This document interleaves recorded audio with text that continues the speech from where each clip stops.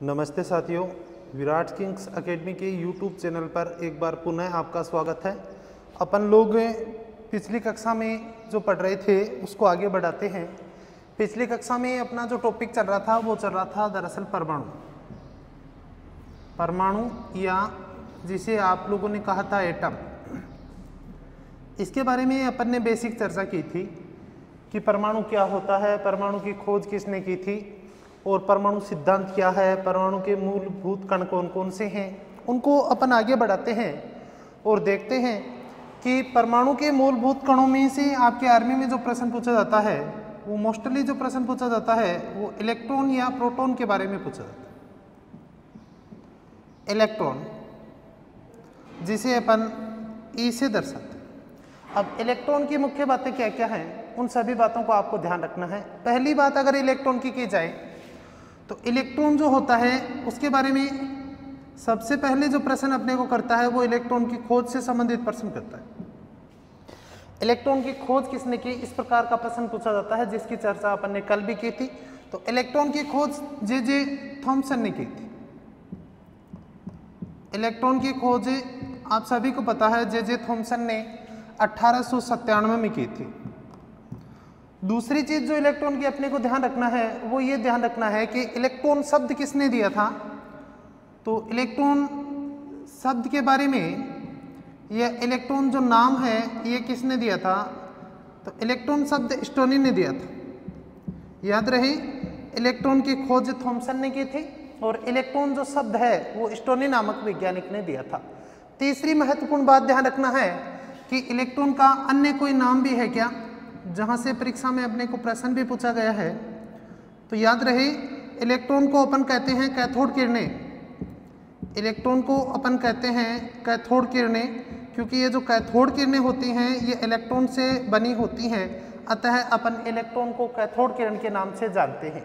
अब एक प्रश्न जो आर्मी में यहीं से पूछा गया था थोड़ा सा घुमा के कि ये जो कैथोड किरणें हैं इनकी खोज से संबंधित प्रश्न। तो याद रहे, कैथोड किरणों की खोज विलियम क्रोक्स ने की थी, जो आपको आगे आने वाले एग्जाम में फिर से पूछा जा सकता है कि कैथोड किरणों की खोज किसने की थी। तो कैथोड किरणों की खोज विलियम क्रोक्स ने की थी। अब इसको याद रखने का थोड़ा हिट है अपने पास कि जैसे कैथोड किरण में यहाँ से कैसे स्टार्ट हो रही हैं और कैसे ही याद रख लेना क्रोक्स। तो कैथोड किरणों की खोज क्रोक्स ने की थी, ये चीज़ आपको पता होना चाहिए क्योंकि परीक्षा में पूछा जाता है। एक ऐसा ही प्रश्न आपको और पूछा जा सकता है, जैसे मान लीजिए एक और किरणें हैं आपका जो एक्स किरण है जिसे अपन कहते हैं एक्सरेज। एक्सरे की खोज किसने की थी, ये प्रश्न भी आर्मी में लगातार पूछे जाने वाला प्रश्न है। तो मैं बता देता हूँ कि एक्सरे की खोज जिस वैज्ञानिक ने की थी उसका नाम है WC रोंटगन। और ये प्रश्न काफ़ी इम्पोर्टेंट है आर्मी के दृष्टि से। अगर अपन देखें तो सबसे इम्पोर्टेंट प्रश्न निकल कर आता है कि एक्स किरण की खोज किसने की थी। तो एक्स किरण की खोज रोंटगन नाम के वैज्ञानिक ने की थी। और एक महत्वपूर्ण बात रोंटगन की यह है कि अगर अपन देखें भौतिक का प्रथम नोबेल यानी भौतिक विज्ञान का जो प्रथम नोबेल पुरस्कार है वो 1901 में इन्हें यानी रोंटगन को दिया गया था। भौतिक का प्रथम जो नोबेल पुरस्कार है, आपको पूछ सकता है ऐसे प्रश्न कि भौतिक विज्ञान के अंदर जो पहला नोबेल पुरस्कार दिया गया था वो किसको दिया गया था, तो वह रोंटगन नामक वैज्ञानिक को दिया गया था। जबकि अगर बात करें रसायन विज्ञान के अंदर जो प्रथम नोबेल पुरस्कार दिया गया था वो वान ठाप को दिया गया था। रसायन विज्ञान का प्रथम नोबेल पुरस्कार जो दिया गया था वो वान ठाप नामक वैज्ञानिक को दिया गया था। तो इस प्रकार के जो प्रश्न हैं वो आपके आर्मी लेवल में पूछे जाते हैं कि भौतिक विज्ञान का प्रथम नोबेल पुरस्कार किस वर्ष मिला था। तो ध्यान रहे, भौतिक विज्ञान का प्रथम नोबेल पुरस्कार 1901 में मिला था और वो मिला था आपके WC रोंटगन को। जबकि रसायन विज्ञान यानी केमिस्ट्री की बात करें तो केमिस्ट्री का जो प्रथम नोबेल पुरस्कार है वो वान ठाप नामक वैज्ञानिक को मिला था। तो यहाँ पर अपन बात इलेक्ट्रॉन की कर रहे थे, लेकिन कैथोड किरण जो आई कि इलेक्ट्रॉन को अन्य किस नाम से जाना जाता है, तो इलेक्ट्रॉन को कैथोड किरण के नाम से जाना जाता है और कैथोड किरणों की खोज विलियम क्रोक्स ने की थी, ये भी आपको याद करना है। इसके अलावा अगर अपन एक्सरे की देखें तो एक्सरे की खोज जो की थी वो WC रोंटगन ने की थी और रोंटजन वह प्रथम व्यक्ति हैं जो भौतिक विज्ञान में प्रथम नोबेल पुरस्कार व्यक्ति हैं, और रसायन विज्ञान के अंदर जो प्रथम नोबेल पुरस्कार मिला था वो वान ठाप को मिला था। अगली अगर अपन बात करें इलेक्ट्रॉन की, कि सब इलेक्ट्रॉन पर चार्ज का मान कितना होता है, आवेश कितना होता है, तो याद रहे इलेक्ट्रॉन जो है ये नेगेटिव चार्ज रखता है, इस पे जो आवेश पाया जाता है वो ऋणात्मक आवेश पाया जाता है। ये प्रश्न भी पूछा गया था आर्मी में कि इलेक्ट्रॉन पर कैसा आवेश पाया जाता है, तो इलेक्ट्रॉन पर ऋणात्मक आवेश पाया जाता है। सिक्कर भर्ती 2018 के अंदर आपके पेपर में ये प्रश्न था कि इलेक्ट्रॉन पे चार्ज होता है धनात्मक, ऋणात्मक, उदासीन या आलोकपूर्ण, तो आपका उत्तर होगा नेगेटिव चार्ज होता है, और उसका मान याद रहे, उसका मान होता है -1.6 इंटू 10 की पावर -19 कूलम। इलेक्ट्रॉन पे जो चार्ज होता है उसका मान मैं पहले भी डिस्कस कर चुका हूँ, पहले वीडियो में अपन डिस्कस कर चुके थे कि इलेक्ट्रॉन पे जो चार्ज होता है वो होता है -1.6 इंटू 10 की पावर -19 कूलम। और याद रहे परीक्षा में अगर अपने को पूछे कि आवेश जो होता है, आवेश की खोज किसने की, तो आवेश की खोज दोस्तों बेंजामिन फ्रैंकलिन ने की थी। आवेश की जो खोज है वो बेंजामिन फ्रैंकलिन ने की थी। और आवेश का अगर एसआई पत्ती में मात्रक देखें, आवेश का एसआई जो मात्रक है वो कूलम होता है, और जिसे अपन सी से डोनेट करते हैं। आवेश का एसआई मात्रक कूलम होता है, और इस कूलम को अपन सी से डोनेट करते हैं। तो ये कुछ बेसिक बातें अपन ने इलेक्ट्रॉन के बारे में पढ़ रहे हैं। इसके अलावा अगर अपन देखें कि इलेक्ट्रॉन का द्रव्यमान कितना होता है, इलेक्ट्रॉन का द्रव्यमान देखें, अगर मास ऑफ इलेक्ट्रॉन देखें तो वो होता है 9.1 इंटू 10 की पावर -31 kg। तो ये डाटा भी आपको आगे आने वाले किसी भी एग्जाम के अंदर पूछा जा सकता है कि इलेक्ट्रॉन का द्रव्यमान कितना होता है। वैसे तो ये जो द्रव्यमान होता है ये बहुत कम होता है, अपन कह सकते हैं ये नगण्य हो सकता है, यानी गणना के योग्य नहीं है। फिर भी अगर गणना करें तो ये जो डाटा आता है वो आता है 9.1 इंटू 10 की पावर -31 kg। ये जो फैक्ट हैं ये आपको याद रखने हैं इलेक्ट्रॉन से संबंधित, क्योंकि परीक्षा में जब भी प्रश्न पूछा जाएगा इनमें से आपको कोई प्रश्न करेगा तो ये सारे फैक्ट आपको याद करने हैं एक एक करके, क्योंकि परीक्षा में ये सारे प्रश्न इंपॉर्टेंट रहेंगे। दोबारा देखिएगा, अपन पढ़ रहे थे परमाणु के मूलभूत कण जिसका नाम है इलेक्ट्रॉन, और इसे ई से दर्शाते हैं। पहली चीज आपको जो याद रखनी है वो ये याद रखनी है कि इलेक्ट्रॉन की खोज किसने की, तो इलेक्ट्रॉन की खोज 1897 में जे थॉमसन ने की थी। दूसरा महत्वपूर्ण फैक्ट आपका ये है, ये प्रश्न पूछा जा सकता है कि इलेक्ट्रॉन शब्द का प्रयोग सबसे पहले किसने किया था, तो स्टोनी नाम के वैज्ञानिक ने सबसे पहले इलेक्ट्रॉन शब्द दिया था। उसके बाद में अगर अपन देखें कि क्या इलेक्ट्रॉन को किसी अन्य नाम से भी जाना जाता है, तो जी हाँ, इलेक्ट्रॉन का अन्य जो नाम है वो है कैथोड किरण, क्योंकि याद रहे कैथोड किरण इलेक्ट्रॉन से बनी होती हैं। और अगर अपने को पूछे कि कैथोड किरणों की खोज किसने की, तो याद रहे कैथोड किरणों की खोज विलियम क्रुक्स ने की। इसको थोड़ा सा जोड़ के आप याद कर सकते हैं, जैसे कैथोड आ गया और विलियम्स का कोई मतलब नहीं है, परीक्षा में सीधा ही आपको क्रुक्स याद रखना है। तो कैथोड किरणों की खोज कैसे कैथोड और कैसे क्रुक्स, ये आपके दिमाग में सीधा इसको जोड़ के याद रख लेना कि कैथोड किरणों की खोज विलियम क्रुक्स ने की थी। वैसे ही जैसे कैथोड किरणों के अलावा एक और किरण होती है आपका एक्स किरण, एक्स रे जिसको आप बोल देते हैं, उसकी खोज रोंटजन ने की थी। ये प्रश्न भी काफ़ी बार पूछा गया है, दोबारा पूछा जाएगा, इसलिए मोस्ट देख लेना इसको कि एक्स रे की खोज किसने की। एक्स रे की खोज WC रोंटजन ने की थी, और ये वही व्यक्ति हैं जिन्हें रसायन विज्ञान में प्रथम नोबेल पुरस्कार मिला है। इसके अलावा अगर अपन अगला जो पॉइंट अपने को याद रखना है वो ये याद रखना है कि इलेक्ट्रॉन पे चार्ज का मान कितना होता है, आवेश का मान कितना होता है। तो आप सभी जानते हैं इलेक्ट्रॉन पे नेगेटिव चार्ज पाया जाता है, यानी ऋणात्मक आवेश पाया जाता है। या तो सीधा पूछ सकता है जैसे पीछे पूछा था एग्जाम में, या फिर आपको ये डाटा पूछ सकता है कि इलेक्ट्रॉन पे जो नेगेटिव चार्ज होता है उसका मान कितना होता है, तो -1.6 इंटू 10 की पावर -19 कूलम आवेश पाया जाता है। एक और बात ध्यान रखना कि आवेश जो होते हैं ये दो प्रकार के होते हैं, एक धनात्मक आवेश होता है और एक ऋणात्मक आवेश होता है। और आवेश की जो खोज की थी वो बेंजामिन फ्रैंकलिन नाम के वैज्ञानिक ने आवेश की खोज की थी। और आवेश का जो एसआई पत्ती में मात्रक होता है वो होता है कूलम। क्योंकि ये प्रश्न भी आपको पूछा जा सकता है, इसलिए साथ में याद रखना कि आवेश की खोज बेंजामिन फ्रैंकलिन ने की थी और आवेश का मात्रक क्या होता है, कूलाम्ब होता है। नेक्स्ट और अंतिम पॉइंट जो इलेक्ट्रॉन का आपको याद रखना है वो इलेक्ट्रॉन का द्रव्यमान याद रखना है। तो इलेक्ट्रॉन का द्रव्यमान यानी मास ऑफ इलेक्ट्रॉन जो होता है वो होता है 9.1 × 10⁻31 kg, यानी अपन इसको नगण्य मान सकते हैं। तो ये तो इलेक्ट्रॉन जो था ये परमाणु का मूलभूत कण था, इसके बारे में अपन ने चर्चा की। उसके बाद में दूसरा जो कण है वो अपन देखते हैं कि परमाणु का जो दूसरा कण है वो प्रोटॉन है, और प्रोटॉन के बारे में अपने को क्या क्या परीक्षा में पूछा जा सकता है, कौन कौन से फैक्ट अपने को याद रखने हैं। हालांकि चार्ट के माध्यम से अपन इन सभी बातों को पहले वीडियो में डिस्कस कर चुके हैं, लेकिन दोबारा एक एक करके इनके जो प्रश्न बनते हैं उनका विश्लेषण करते हुए अपन इनको पढ़ेंगे। तो दूसरा जो महत्वपूर्ण कण रहेगा वो रहेगा दोस्तों प्रोटॉन। और प्रोटॉन की क्या खासियत है, क्या क्या प्रश्न है प्रोटॉन के जो अपने को पूछ सकता है, उनके बारे में देखते हैं। परमाणु का जो दूसरा मूलभूत कण है वो है प्रोटॉन, और प्रोटॉन को अपन P से प्रदर्शित करते हैं। याद रहे प्रोटॉन जो होता है इसकी खोज जो की थी वो गोल्डस्टीन ने की थी।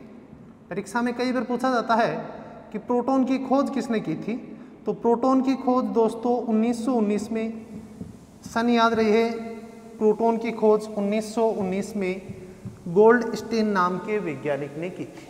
दूसरा महत्वपूर्ण फैक्ट जो आपको ध्यान रखना है वो ये ध्यान रखना है कि प्रोटॉन शब्द किसने दिया था। प्रोटॉन शब्द हेनरी रदरफोर्ड ने दिया था। प्रोटॉन शब्द रदरफोर्ड ने दिया था। कई जगह आप भूलवश ये पढ़ लेते हैं कि प्रोटॉन की खोज रदरफोर्ड ने की थी, जबकि वास्तविकता यह है कि प्रोटॉन की खोज गोल्डस्टीन ने की थी, जबकि प्रोटॉन शब्द का प्रयोग सबसे पहले रदरफोर्ड ने किया था। तो परीक्षा में इसको थोड़ा सा देख लेना, क्योंकि कई बार यहाँ पे गलती से भूलवश पेपर में भी प्रोटॉन की खोज रदरफोर्ड मिल जाता है और गोल्डस्टीन अगर दोनों मिलता है तो पहली प्राथमिकता आपको गोल्डस्टीन को देनी है और दूसरी प्राथमिकता आपको किसको देनी है, रदरफोर्ड को देनी है। अगर गोल्डस्टीन परीक्षा में पेपर में नहीं मिलता है और रदरफोर्ड मिलता है तो आपका उत्तर रदरफोर्ड होना चाहिए। अगली बात यह है कि प्रोटॉन को अपन कहते हैं एनोड किरणें। जैसे इलेक्ट्रॉन को आप लोगों ने कैथोड किरणें कहा था, उसी प्रकार से प्रोटॉन को अपन कहते हैं एनोड किरणें। तो परीक्षा में ये भी पूछ सकता है कि परमाणु के किस कण को एनोड किरण के नाम से जाना जाता है, प्रोटॉन को जाना जाता है। नेक्स्ट पॉइंट याद रखना प्रोटॉन का, वो इसका चार्ज का प्रश्न बनेगा, आवेश। तो याद रहे इलेक्ट्रॉन और प्रोटॉन पे समान आवेश पाया जाता है, लेकिन इनकी प्रकृति विपरीत होती है। इलेक्ट्रॉन पे नेगेटिव होता है और प्रोटॉन पे पॉजिटिव होता है। तो आवेश का मान उतना ही होगा जितना इलेक्ट्रॉन का था, लेकिन ये जो चार्ज होता है ये प्लस का होता है, यानी प्लस 1.6 × 10⁻⁻19 कूलाम्ब। प्रोटॉन और इलेक्ट्रॉन पे चार्ज का मान हमेशा बराबर होगा, लेकिन इनकी प्रकृति विपरीत हो जाएगी। इलेक्ट्रॉन पे नेगेटिव चार्ज होता है और प्रोटॉन पे पॉजिटिव चार्ज होता है। ये चीज़ आपके दिमाग में होनी चाहिए।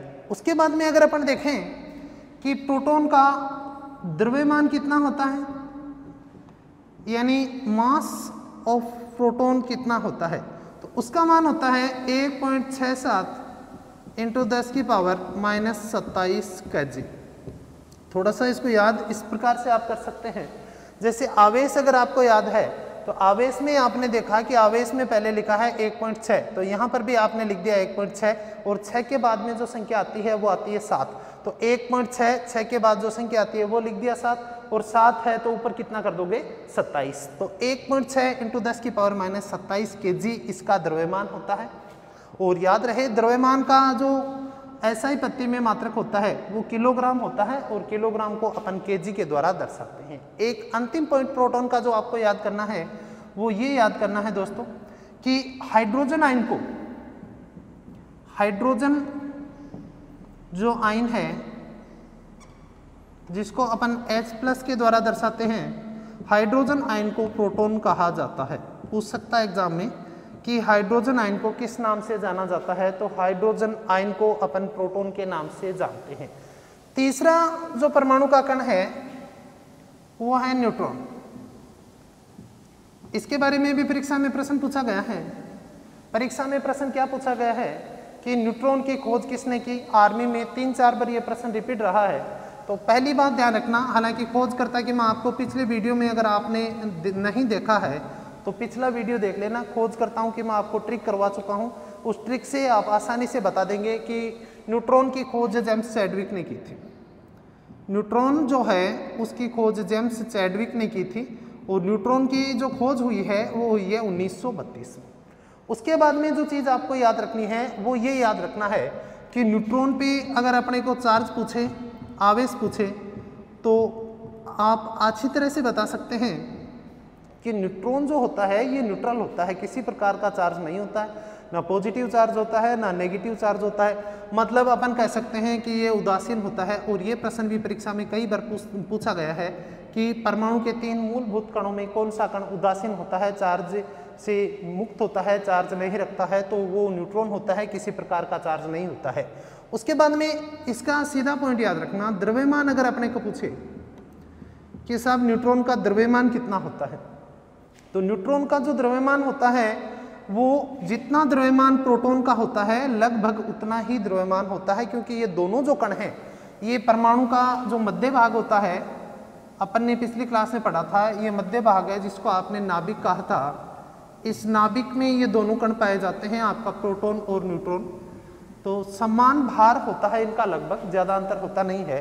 तो अपन यही डाटा याद रखेंगे द्रव्यमान में 1.67 × 10⁻⁻27 kg, ये होता है आपके न्यूट्रॉन का द्रव्यमान। तो तीनों कणों के प्रत्येक पॉइंट की अपन ने चर्चा की कि किस प्रकार के प्रश्न अपने को पूछ सकता है, किस तरह से अपन उनके उत्तर देते हैं, कैसे इनको याद करते हैं। तो ये थे परमाणु के 3 मूलभूत कण। अब इसमें आगे बढ़ते हैं और कुछ फैक्ट ऐसे देखते हैं जो परमाणु संरचना से संबंधित हैं और अपने को एग्जाम में पूछ सकते हैं। परमाणु संरचना अगर देखें तो पिछली क्लास में अपन ने देखा था कि परमाणु की जो संरचना होती है ये सामान्यतः गोलाकार होती है। ये ध्यान रखना आपको कि परमाणु संरचना में गोलाकार होता है और इसका अधिकांश जो भाग होता है, यानी परमाणु का अधिकांश जो भाग होता है ये बिल्कुल खोखला होता है।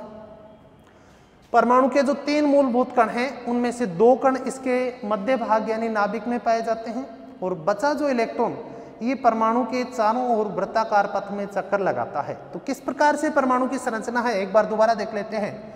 मान लीजिए अपन यहाँ पे देख रहे हैं कि दरअसल एटम यानी परमाणु की संरचना कैसी होती है। परमाणु की अगर स्ट्रक्चर देखें तो पिछले वीडियो में भी अपन ने थोड़ा सा इसका नॉलेज लिया था कि परमाणु की संरचना कैसी होती है। तो परमाणु की संरचना देखें तो परमाणु सामान्यतः गोलाकार होता है, ये ध्यान रखना। पहला पॉइंट आपको याद रखना है कि परमाणु सामान्यतः गोलाकार होता है। दूसरी महत्वपूर्ण बात यह है कि परमाणु का जो अधिकांश भाग होता है, अंदर वाला जो अधिकांश भाग है ये बिल्कुल खोखला होता है, कुछ भी नहीं होता है। तो दूसरा पॉइंट आप याद रख सकते हैं कि परमाणु का मैक्सिमम जो पार्ट होता है, अधिकांश जो भाग होता है ये बिल्कुल खोखला होता है। तीसरी बात ये याद रखना कि इस परमाणु का जितना भी द्रव्यमान होता है, इस परमाणु के अंदर जितना भी द्रव्यमान होता है ये इसके बीच वाले भाग में पाया जाता है और ये जो बीच वाला भाग है ये बहुत ही सूक्ष्म होता है और इस भाग को अपन कहते हैं नाभिक। यानी इसका जो मध्य भाग होता है इसमें इसका संपूर्ण द्रव्यमान केंद्रित होता है और इसी भाग को अपन कह देते हैं नाभिक या न्यूक्लियन। परमाणु का मध्य भाग नाभिक या न्यूक्लियन कहलाता है। ये आपको ध्यान होना चाहिए। परीक्षा में प्रश्न पूछा भी गया है यहाँ पर कि परमाणु का जो मध्य भाग होता है नाभिक, उसको किस नाम से जानते हैं, उसको अपन न्यूक्लियन्स के नाम से जानते हैं। और ये जो नाभिक है इसमें 2 कण पाए जाते हैं, एक प्रोटॉन पाया जाता है और दूसरा पाया जाता है आपका न्यूट्रॉन। और बच गया जो इलेक्ट्रॉन ये क्या करता है, ये परमाणु के चारों ओर वृत्ताकार पथ में चक्कर लगाता है। यानी इलेक्ट्रॉन परमाणु के चारों ओर वृत्ताकार पथ में चक्कर लगाता है। ये परमाणु की बेसिक संरचना है। इसकी संरचना को समझाने के लिए कुछ सिद्धांत दिए गए थे कुछ वैज्ञानिकों के द्वारा। उन सिद्धांतों के केवल और केवल आपको नाम याद रखने हैं, क्योंकि उनकी अगर व्याख्या में आप जाते हैं तो ये आपके साथ बेईमानी होगी, क्योंकि अभी तक तो प्रश्न पूछा नहीं है और अगर पूछेगा तो भी सीधा ही प्रश्न आपसे करेगा, डीपली कोई प्रश्न आपसे नहीं करेगा। कुछ परमाणु संरचना से संबंधित थ्योरीज हैं, सिद्धांत हैं, उनको आप याद कर लेना। 3 प्रमुख सिद्धांत हैं जिनके बारे में अपने को प्रश्न पूछ सकता है। पहला जो सिद्धांत है उसको अपन कहते हैं पल्लम पुडिंग मॉडल। पल्लम पुडिंग मॉडल। पल्लम पुडिंग मॉडल में क्या बताया कि परमाणु 10 की पावर -10 मीटर का एक गोला, वर्ताकार गोला है, और इसमें संपूर्ण द्रव्यमान जो है पूरे परमाणु में वितरित रहता है, और इलेक्ट्रॉन ऐसे धसे रहते हैं जैसे मान लीजिए तरबूज के अंदर बीज धसे रहते हैं। इस प्रकार का संरचना का जो मॉडल है, जैसे मान लीजिए ये मॉडल बताया था 1898 में थॉमसन ने, और इन्होंने कहा था कि परमाणु जो है उसका आवेश उसमें समान रूप से वितरित रहता है, और इलेक्ट्रॉन बीच बीच में ऐसे धसे रहते हैं जैसे तरबूज के अंदर जो बीज धसे रहते हैं। तरबूज की संरचना वाला मॉडल भी कह सकते हैं इसको, या फिर अपन कह सकते हैं कि राजस्थान के अंदर जो बूंदी का लड्डू आता है उसकी संरचना वाला जो मॉडल है वो पल्लम पुडिंग मॉडल है। और इस मॉडल का प्रतिपादन 1898 में, याद रहे 1898 में थॉमसन ने किया था। तो पल्लम पुडिंग मॉडल किसने दिया, सीधा प्रश्न ये बनेगा। तो पल्लम पुडिंग मॉडल 1898 में थॉमसन ने दिया था। एक दूसरा महत्वपूर्ण मॉडल इसके बाद में जो दिया गया था उसको अपन कहते हैं अल्फा प्रकीर्णन प्रयोग। अल्फा प्रकीर्णन प्रयोग, या आप इसे कहते हैं सवर्णपन्नी प्रयोग, इसे ही कह सकते हैं सवर्णपन्नी प्रयोग मॉडल। तो ये परमाणु की महत्वपूर्ण संरचना बताने में ये मॉडल सफल रहा था, अल्फा प्रकीर्णन प्रयोग, जो 1911 में दिया गया था, और 1911 में इस मॉडल को दिया था रदरफोर्ड ने। तो दूसरा जो प्रश्न आपको एग्जाम में पूछा जा सकता है वो ये पूछा जा सकता है कि परमाणु संरचना से संबंधित अल्फा प्रकीर्णन प्रयोग या सवर्णपत्री प्रयोग किसने दिया था, तो रदरफोर्ड ने दिया था 1911 में। तीसरा जो प्रश्न बनेगा संरचना से संबंधित, परमाणु संरचना का आधुनिक मॉडल, यानी परमाणु संरचना का आधुनिक मॉडल किसने दिया। तो परमाणु संरचना का आधुनिक मॉडल दोस्तों नील्स बोर ने दिया था, नील्स बोर ने दिया था, और ये परमाणु संरचना का सर्वश्रेष्ठ मॉडल माना जाता है। इन सिद्धांतों की अगर व्याख्या करेंगे तो वहाँ से आपके लेवल का कोई प्रश्न बनेगा नहीं, पहली बात तो यही नहीं पूछेगा।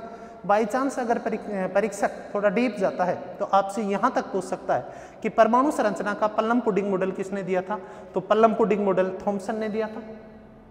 परमाणु संरचना का अल्फा प्रकीर्णन प्रयोग यानी सवर्णपत्री प्रयोग किसने किया, तो ये हेनरी रदरफोर्ड ने किया था 1911 में। और परमाणु की नाभिक भी खोजने में सफल रहा था इस मॉडल के दौरान रदरफोर्ड। तो नाभिक के खोजकर्ता भी आप जैसे पिछले वीडियो में देखे हैं कि नाभिक की खोज रदरफोर्ड ने की थी। और परमाणु संरचना का जो आधुनिक मॉडल है वो नील्स बोर के द्वारा दिया गया था। तो ये सिद्धांत 3 सिद्धांत हैं जो आप नोट कर लेना, परीक्षा में पूछ सकता आपको। परमाणु के सिद्धांत जो हैं उनमें इतना अपने को ज़्यादा डीप में नहीं जाना है, अपने को थोड़ा सा ध्यान रखना है इस परमाणु की संरचना से संबंधित जो प्रश्न पूछ सकता है उसके बारे में। तो परमाणु की संरचना में अपन डिस्कस कर चुके हैं कि परमाणु गोलाकार होता है, अधिकांश भाग खोखला होता है, इसका संपूर्ण द्रव्यमान उसके मध्य भाग में पाया जाता है जिन्हें अपन न्यूक्लियन या नाभिक कहते हैं। और परमाणु जो होता है इसकी अगर आकृति देखें, क्योंकि परीक्षा में प्रश्न पूछ सकता आपने को कि परमाणु की आकृति जो होती है उसका मान बताना, तो परमाणु का आकार जो होता है याद रहे वो होता है 10 की पावर -10 मीटर कोटि। परमाणु का जो आकार होता है वो 10 की पावर -10 मीटर कोटि का होता है। और अगर अपने को पूछे कि परमाणु पे साहब आवेश कितना होता है, तो याद रहे दोस्तों परमाणु पे आवेश नहीं पाया जाता है, परमाणु उदासीन होता है। क्योंकि परमाणु में जितने इलेक्ट्रॉन उसकी परिधि पे होते हैं उतने ही प्रोटॉन उसके केंद्र में पाए जाते हैं। इस प्रकार से प्रोटॉन और इलेक्ट्रॉन आपस में मिलकर परमाणु को उदासीन बना देते हैं। तो परमाणु पर आवेश, ध्यान रखना परीक्षा में कंफ्यूज होंगे कि परमाणु पर आवेश होता है, तो परमाणु पर आवेश बिल्कुल नहीं होता है, उदासीन होता है। इलेक्ट्रॉन पे नेगेटिव चार्ज होता है, प्रोटॉन पे पॉजिटिव चार्ज होता है, और आपके जो एक और अन्य कण रह गया आपका न्यूट्रॉन, उस पे कोई आवेश नहीं होता है, न्यूट्रॉन भी उदासीन होता है। उसी प्रकार परमाणु भी उदासीन होता है।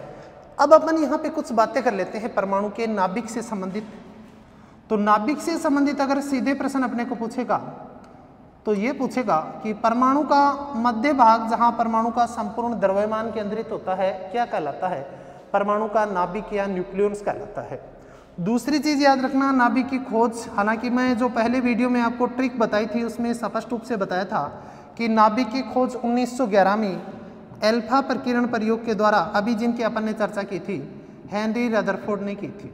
तो ये भी एक इंपॉर्टेंट क्वेश्चन रहेगा कि नाभिक की खोज किसने की थी? नाभिक की खोज हेनरी रदरफोर्ड ने की थी।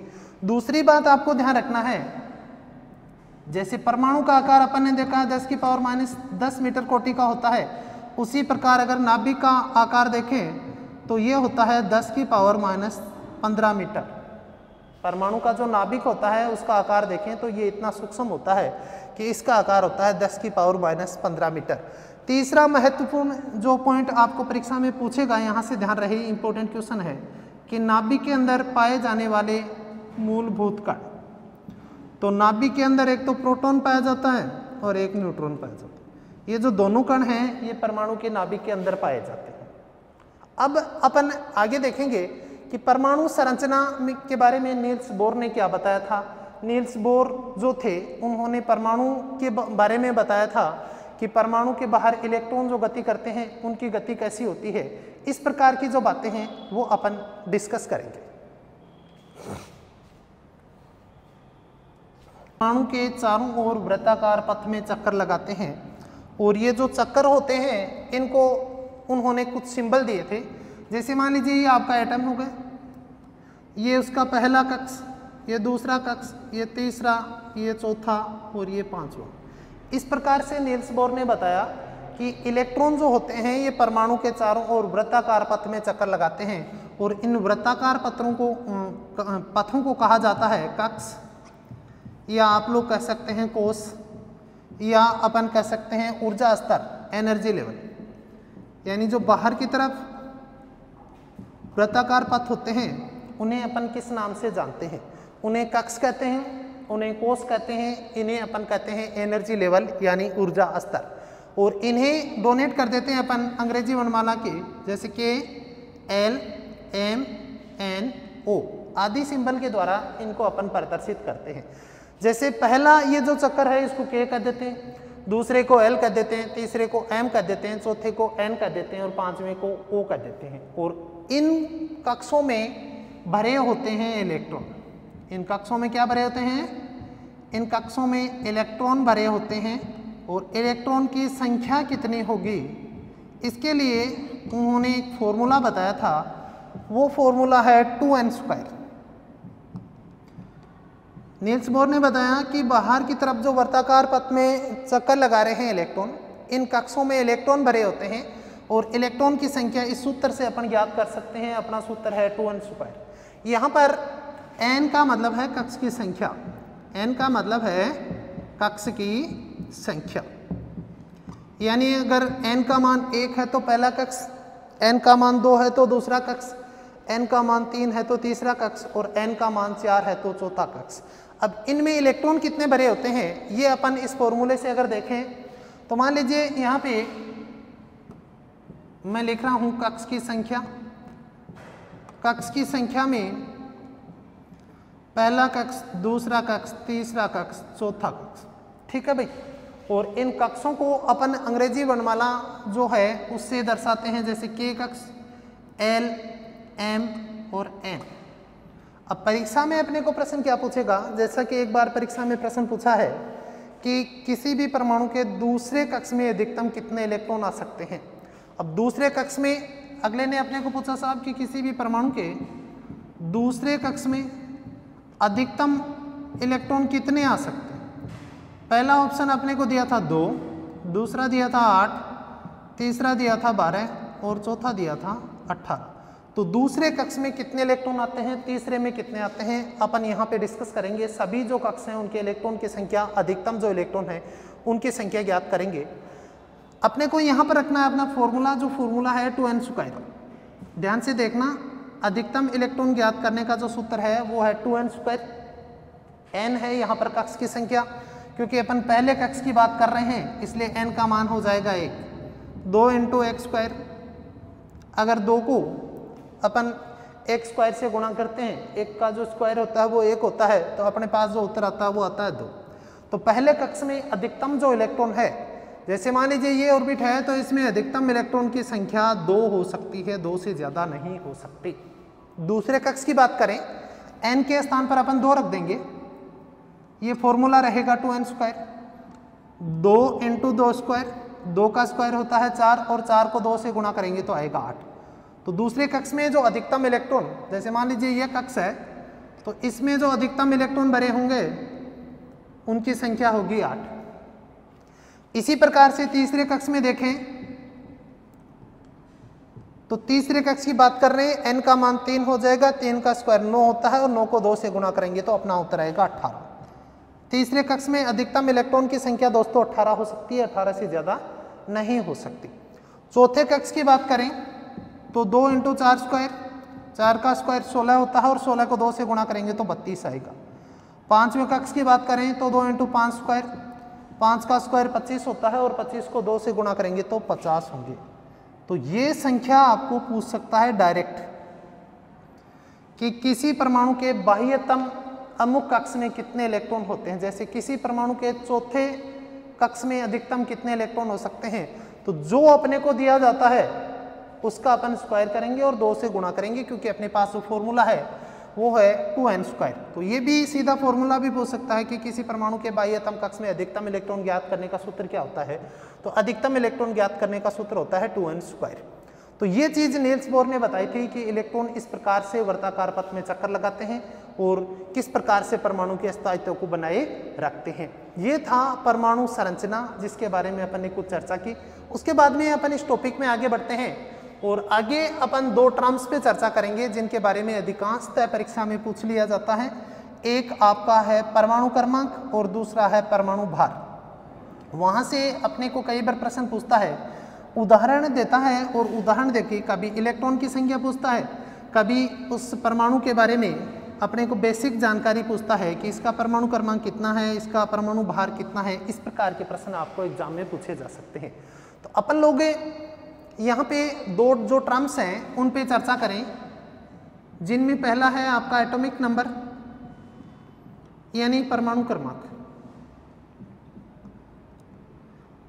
परमाणु क्रमांक जो है वो क्या होता है, उससे पहले अपन किसी भी तत्व को प्रदर्शित करने का तरीका देखेंगे। किसी भी एलिमेंट को आप अगर प्रदर्शित करना चाहते हैं तो उसको इस तरीके से प्रदर्शित किया जाता है। ये तरीका होता है किसी भी तत्व को प्रदर्शित करने का। जैसे मान लीजिए आपने देखा होगा, एक उदाहरण बताता हूं कार्बन का। कार्बन में आपने देखा होगा कि कार्बन का जो प्रतीक होता है वो C होता है और जो उसके नीचे लिखा जाता है वो संख्या 6 होती है और ऊपर लिखा जाता है वो 12 होता है। इसका मतलब यह है कि X को अपन मानते हैं तत्व, नीचे जो चीज है वो है परमाणु क्रमांक यानी एटॉमिक नंबर, और A के द्वारा अपन दर्शाते हैं परमाणु भार। परमाणु भार को आप लोग कहते हैं द्रव्यमान संख्या। तो किसी भी तत्व को प्रदर्शित करने का ये तरीका होता है। X का मतलब होता है वह तत्व जिनको अपन प्रदर्शित कर रहे हैं। नीचे की तरफ जो संख्या लिखी होती है वो Z से दर्शाते हैं और Z से अपन दर्शाते हैं परमाणु क्रमांक को, और ऊपर की तरफ जो संख्या लिखी होती है वो A के द्वारा दर्शाया जाता है और A के द्वारा दर्शाते हैं परमाणु भार या द्रव्यमान संख्या को। जैसे इसी में अपन X की जगह C रख दिया, Z की जगह 6 रख दिया और A की जगह 12 रख दिया।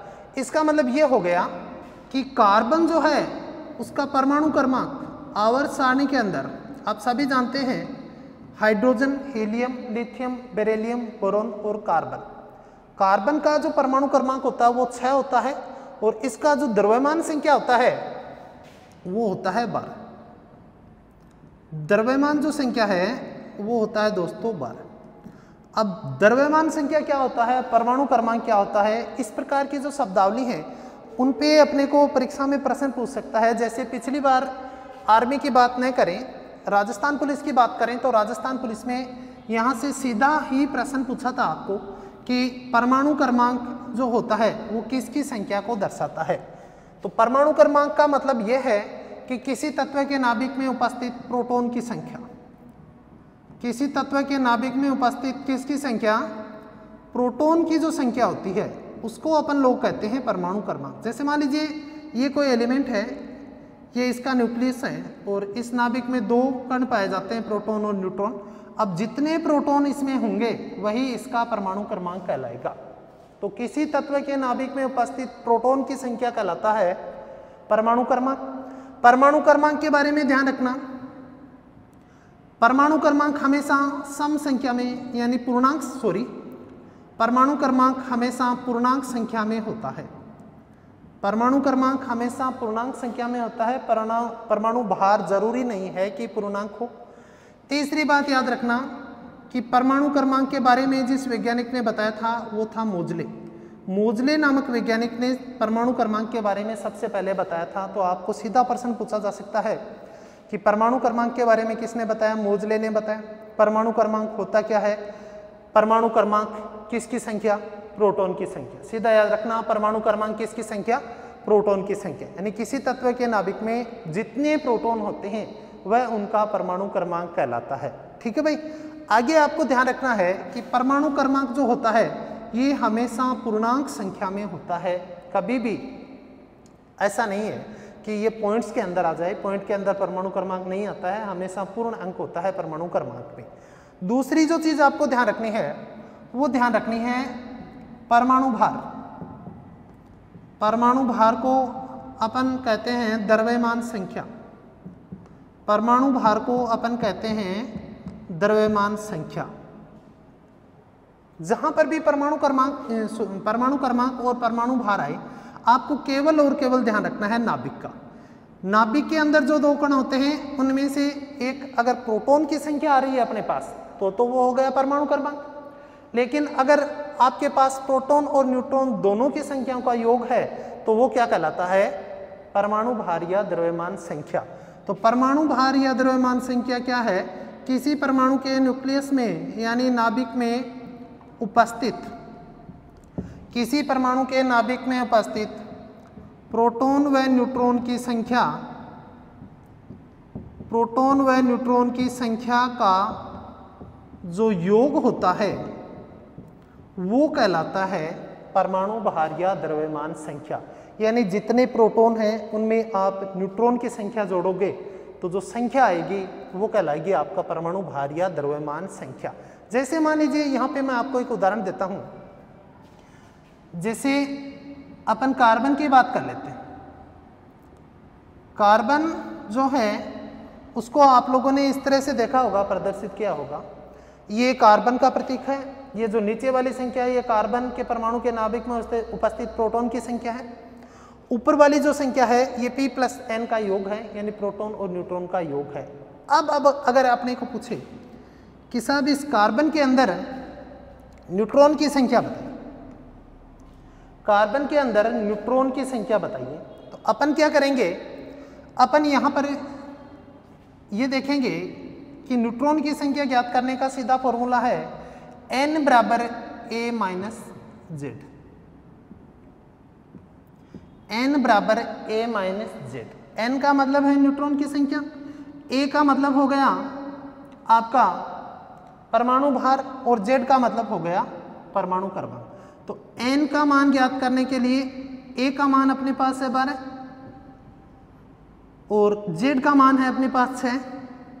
तो अपने पास जो उत्तर आया वो आया 6। उसी प्रकार से जैसे आपके पेपर सेट में भी दे रखा है और विभिन्न परीक्षाओं में पूछा भी गया है कि आपका जो सोडियम होता है, सोडियम दरअसल जो होता है उसका परमाणु क्रमांक 11 होता है और सोडियम का जो लैटिन नाम होता है वो याद रहे नेट्रियम होता है। आर्मी के अंदर पूछा गया प्रश्न है कि सोडियम का लैटिन नाम क्या होता है, तो सोडियम का लैटिन नाम नेट्रियम होता है और इसी लैटिन नाम से इसका प्रतीक बनाया गया है Na, नेट्रियम। ये सोडियम का प्रतीक होता है। सोडियम का जो परमाणु क्रमांक होता है दोस्तों वो होता है 11 और इसका जो परमाणु भार होता है वो होता है 23। सोडियम का परमाणु क्रमांक जो होता है वो होता है 11 और परमाणु भार होता है 23। अब अगर अपने को एग्जाम में पूछे कि ये क्वेश्चन दे दिया और आता ही है ऐसा प्रश्न कि सोडियम परमाणु के अंदर न्यूट्रॉन की संख्या ज्ञात कीजिए। अपने पास ज़्यादातर न्यूट्रॉन के बारे में ही पूछता है अपने को क्वेश्चन।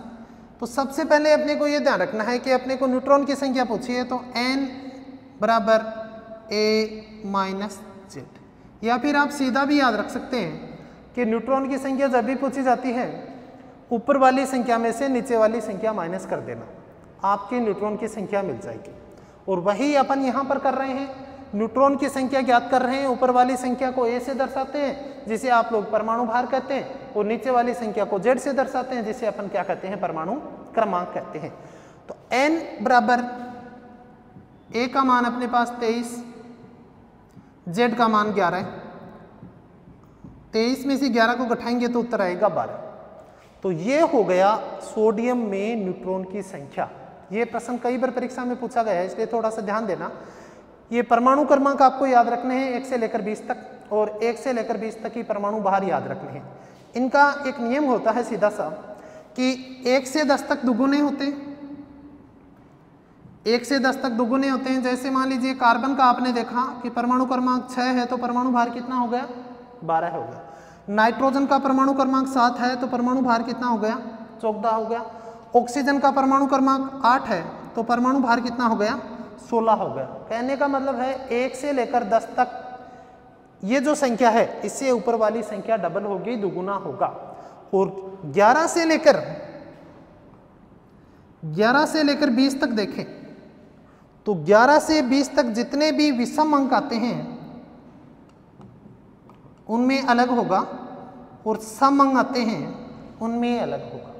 जैसे मान लीजिए जो सम संख्याएं आती हैं, जैसे 12 है, 14 है, 16 है, 18 है और 20 है। कैल्शियम का अगर अपन देखें तो कैल्शियम का परमाणु क्रमांक 20 और परमाणु भार होता है 40। कहने का मतलब है कि 11 से लेकर 20 तक जितनी भी सम संख्याएं हैं उनमें तो दुगुना होगा, लेकिन विषम संख्या में क्या होगा, 2n + 1 होगा, यानी दुगुने से 1 ज्यादा होगा। विषम संख्या की बात करें तो यहाँ पर सोडियम का परमाणु क्रमांक 11 है और 11 एक विषम संख्या है।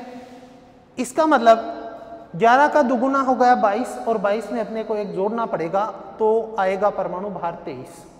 तो ये थोड़ा सा छोटा सा सिस्टम है परमाणु क्रमांक और परमाणु भार का, जहाँ पर आर्मी के अंदर आपको एक प्रश्न पूछा जाता है। दोबारा देखिएगा, अपन पढ़ रहे हैं परमाणु क्रमांक और परमाणु भार। परमाणु क्रमांक जो है इसके बारे में आपको ध्यान रखना है कि किसी तत्व के नाभिक में उपस्थित प्रोटॉन की संख्या परमाणु क्रमांक कहलाता है।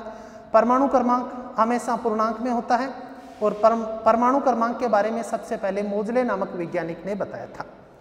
दूसरी बात ये ध्यान रखना कि परमाणु क्रमांक जो होता है वो किसी तत्व के आवर्त सारणी में स्थिति को व्यक्त करता है कि कितने नंबर पे व्यवस्थित है। तो जो नीचे संख्या लिखी होती है वो परमाणु क्रमांक को दर्शाते हैं, और जो ऊपर संख्या लिखी होती है वो उस तत्व के परमाणु भार को दर्शाया जाता है। परमाणु भार का मतलब ये है कि नाभिक में उपस्थित जो दोनों कण हैं, प्रोटॉन और न्यूट्रॉन, उनकी संख्या का जो टोटल होता है, योग होता है, वो आपका परमाणु भार कहलाता है। और परीक्षा में प्रश्न कैसे पूछेगा उसके बारे में मैंने आपको बताया है। यहाँ पे सोडियम का एक एग्जाम्पल लेके बताया है कि यहाँ से अपने को प्रश्न पूछेगा कि किस प्रकार से अपन सोडियम के अंदर इलेक्ट्रॉन, प्रोटॉन और न्यूट्रॉन की संख्या ज्ञात करें। मोस्टली न्यूट्रॉन की संख्या ही अपने को पूछता है, क्योंकि जो परिवर्तन होता है वो न्यूट्रॉन की संख्या में ही परिवर्तन होता है, और न्यूट्रॉन की संख्या में परिवर्तन के कारण ही आइसोटोप का निर्माण होता है, समस्थानिक का निर्माण होता है। आगे अपन बढ़ते हैं, और आगे एक छोटा सा पॉइंट और रह जाता है इस टॉपिक का, जहाँ से आपको कोई क्वेश्चन कर सकते हैं। उसके अलावा आपको कोई प्रश्न इस टॉपिक से नहीं करेंगे, क्योंकि लगभग सभी चीज़ों का अपन ने डिस्कस कर लिया कि किस प्रकार के प्रश्न पूछे जाते हैं, कौन कौन सी वो बातें हैं जो आपको एग्जाम में पूछे जाएंगी। हर एक प्रश्न का मैंने उदाहरण देके आपको बताया है कि अमुक प्रश्न आर्मी के अंदर पूछा गया है, अमुक प्रश्न पूछा जा सकता है। अब आगे जो आपके एक छोटा सा टॉपिक रह जाता है वो रह जाता है दोस्तों समस्थानिक यानी आइसोटोप। समस्थानिक का प्रश्न सीधा पूछा जा सकता है या फिर उसको थोड़ा सा घुमा के भी पूछ सकता है आर्मी लेवल में। तो पहले अपन समझने का प्रयास करते हैं कि दरअसल समस्थानिक होते क्या हैं। समस्थानिक को आप लोग कहते हैं आइसोटोप। आइसोटोप आइसोटोप दो शब्दों से मिलकर बना है। इसमें एक तो आइसो शब्द है और दूसरा टोप शब्द है। इस आइसो शब्द का अर्थ होता है समान, आइसो शब्द का अर्थ होता है समान और टोप का मतलब होता है स्थान। यानी समस्थानिक शब्द का शाब्दिक जो अर्थ होता है वो होता है समान स्थान, और यही इनकी परिभाषा बनेगी। एक ही तत्व के विभिन्न परमाणु जिनके परमाणु क्रमांक समान हो लेकिन परमाणु भार अलग अलग हो, समस्थानिक कहलाते हैं। एक ही तत्व के विभिन्न परमाणु जिनके परमाणु क्रमांक समान हो लेकिन परमाणु भार अलग अलग हो, समस्थानिक कहलाते हैं। समस्थानिक को आर्मी के अंदर जो प्रश्न पूछता है उसमें ज़्यादातर इंग्लिश लैंग्वेज का ज़्यादा प्रयोग करता है, तो समस्थानिक नहीं देकर आपको परीक्षा में देगा आइसोटोप। आइसोटोप का अर्थ होता है समान स्थान। आइसोटोप की खोज किसने की? तो याद रहे समस्थानिक की खोज एक वैज्ञानिक हुए हैं सोडी, और एक इनके साथी हैं फैजाल। समस्थानिक की खोज सोडी व फैजार ने की थी। ये भी पूछा जा सकता है क्योंकि आर्मी के अंदर एक प्रश्न हमेशा खोजकर्ता का आपको मिलेगा। कोई भी खोजकर्ता हो उसके बारे में आपको पूछेगा तो पूछ सकता है कि समस्थानिक की खोज किसने की? सोडी व फैजार ने की। अब अपन परिभाषा में देखते हैं कि समस्थानिक की परिभाषा क्या होती है। जहां से भी आपको परीक्षा में प्रश्न पूछेगा, परिभाषा का मतलब होता है कि समस्थानिक से संबंधित जो फैक्ट हैं उसको किसी अपन बिंदु के अंदर या किसी बात के अंदर कैसे पिरोएं। तो परिभाषा अगर देखें समस्थानिक की, तो किसी तत्व के दो या अधिक परमाणु, यानी एक ही तत्व के, याद रहे एक ही तत्व के दो या अधिक परमाणु, एक ही तत्व के दो या अधिक परमाणु जिनके परमाणु क्रमांक समान हो, जिनके परमाणु क्रमांक समान हो लेकिन परमाणु भार भिन्न भिन्न हो, लेकिन परमाणु भार जो है ये भिन्न भिन्न हो, वो आपस में समस्थानिक कहलाते हैं। फॉर एग्जाम्पल जैसे अपन यहाँ पे देखें कि आपका जो हाइड्रोजन है, इस हाइड्रोजन के आवर्त सारणी में 3 समस्थानिक। एक तो ये सीधा प्रश्न पूछा जा सकता है कि हाइड्रोजन के कितने समस्थानिक है? 3 समस्थानिक है। आवर्त सारणी का एकमात्र तत्व है जिनके समस्थानिकों के नाम ज्ञात हैं। जैसे मान लीजिए यहाँ पे मैं लिख रहा हूँ H12 H13। आप अगर गौर से देखेंगे तो ये देखेंगे कि नीचे वाली संख्या सभी में समान है और ऊपर वाली संख्या में अंतर आ रहा है। यही तो समस्थानिक की परिभाषा है कि एक ही तत्व के दो या अधिक परमाणु, 3 परमाणु हो गए हाइड्रोजन, एक ही तत्व के दो या अधिक परमाणु जिनमें परमाणु क्रमांक समान हो। तो परमाणु क्रमांक का मतलब प्रोटॉन की संख्या जो नीचे लिखी जाती है, लेकिन परमाणु भार भिन्न भिन्न हो। यहाँ पे परमाणु भार 1 मिल रहा है, यहाँ पे 2 मिल रहा है, यहाँ पे आपको 3 मिल रहा है। अब देखिएगा समस्थानिक का निर्माण कैसे होता है। हाइड्रोजन के समस्थानिकों की अपन यहाँ पे तुलना करके अध्ययन करें तो अपन आसानी से समझ जाएंगे कि समस्थानिकों का निर्माण किस कारण से होता है, कौन से मूलभूत कण में अंतर आता है, उसके कारण समस्थानिकों का निर्माण होता है। तो समस्थानिक जो पढ़ रहे हैं अपन, वो पढ़ रहे हैं हाइड्रोजन के। हाइड्रोजन के जो समस्थानिक हैं उनके बारे में मैं आपको अभी बता चुका हूं कि हाइड्रोजन के समस्थानिकों की संख्या होती है 3, जिसमें पहले को अपन इस तरह से, दूसरे को इस तरह से और तीसरे को इस तरह से दर्शाते हैं। पहला जो समस्थानिक है उसका नाम है प्रोटियम। दूसरा समस्थानिक है ड्यूटेरियम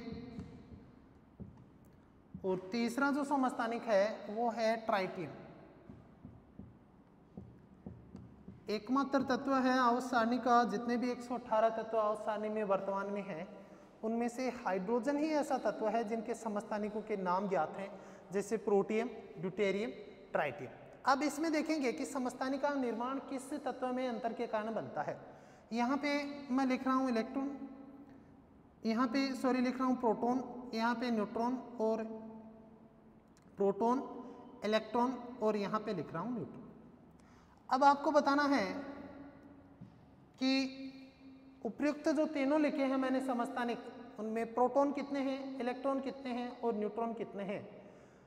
प्रोटॉन का मतलब है आपको ये देखना है कि जो नीचे वाली संख्या होती है, थोड़ी देर पहले ही अपन चर्चा कर रहे थे परमाणु क्रमांक।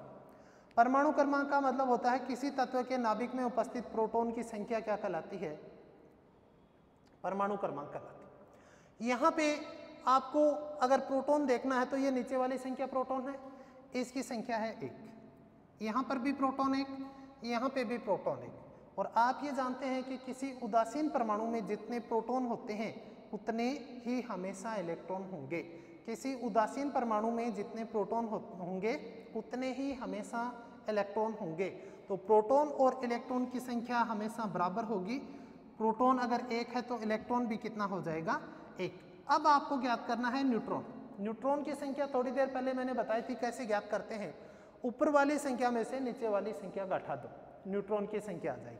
यहाँ पर अपन 1 में से 1 घटाते हैं तो अपने पास आता है 0, 2 में से 1 घटाते हैं तो अपने पास आता है 1, और 3 में से 1 घटाते हैं तो अपने पास आता है 2। यही आपको ध्यान रखना था कि समस्थानिकों का निर्माण किस में भिन्नता के कारण बनता है। तो समस्थानिकों का जो निर्माण होता है वो न्यूट्रॉन की संख्या में भिन्नता के कारण बनता है। अब समस्थानिक से संबंधित कुछ बेसिक प्रश्न आपको पूछेगा। एक तो ये ध्यान रखना कि हाइड्रोजन के 3 समस्थानिक हैं, तीनों के नाम अलग अलग हैं, प्रोटियम है, ड्यूटेरियम है और ट्राइटियम है। ये हाइड्रोजन का रेडियो सक्रिय समस्थानिक होता है। अब ध्यान देना, अगर अपने को पूछे कि आपका जो आवर्त सारणी है, आवर्त सारणी के बारे में भी अपन चर्चा करेंगे नेक्स्ट वीडियो में।